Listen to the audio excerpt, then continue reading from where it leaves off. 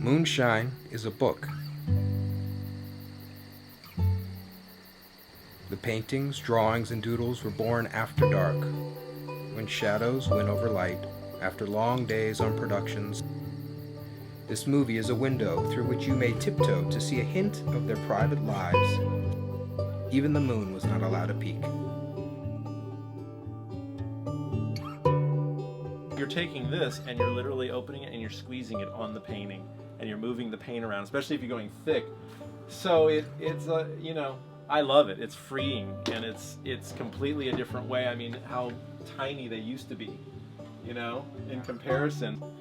It's all watercolor gouache basically, and down to the drip marks in it, and you paint it this size outdoors, you have to embrace the fact that it's messy and it's going to run on you, and you let it do its thing, and then you kind of grab it and wrestle with it a little bit more and try to get it to where it is. There's nothing precious about it.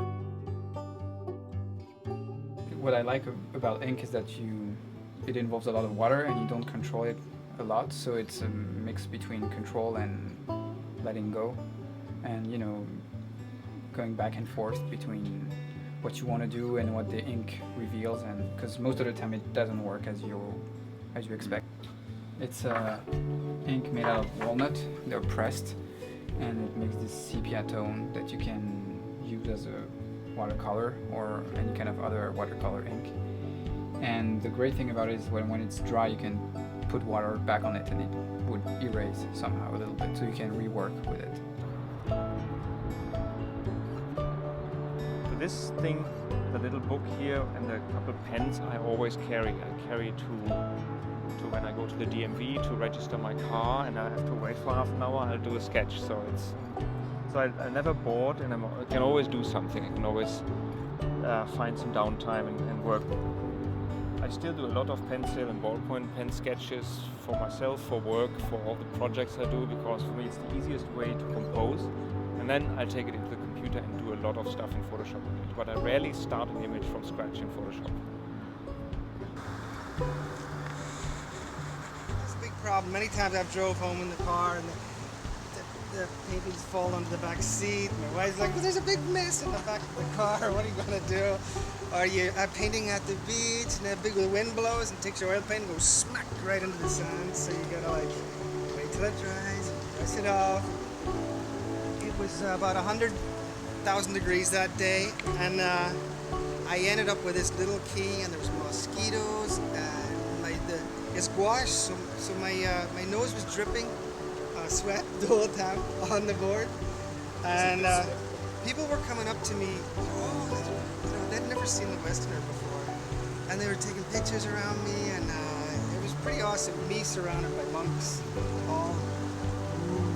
Every brushstroke was,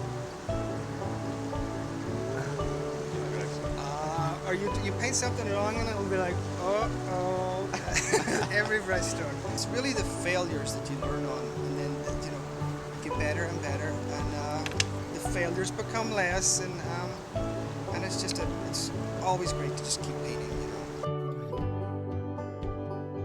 I did start traditionally for many years. For the simple reason that, a number of years ago, we did not have tools like we have now with the Cintiq and all that. But I didn't feel as comfortable as I did before, with the traditional tools. It was like drawing on plastic, so that bothered me. Finally, one day, I had a realization, like there was this celestial music and all that. And I thought, well, instead of drawing on plastic, that sounds really primitive. I took it like it was like ice skating. The old masters who knew how to simplify elegantly. Doing a portrait, doing a landscape, there's a lot of complexity there. The masterful ones had dead-on draftsmanship, but they knew how to simplify. So someone like John Singer Sargent, Franz Hals, especially Velasquez, those people knew how to take all of that complexity and put it down elegantly and make this simple statement, but with artistry.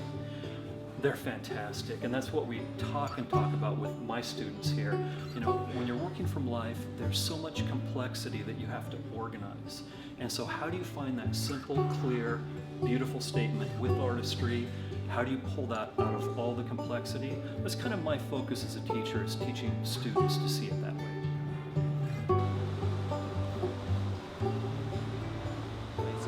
extraordinary inspiration for me for many, many years is the third floor of the Musée d'Orsay in Paris.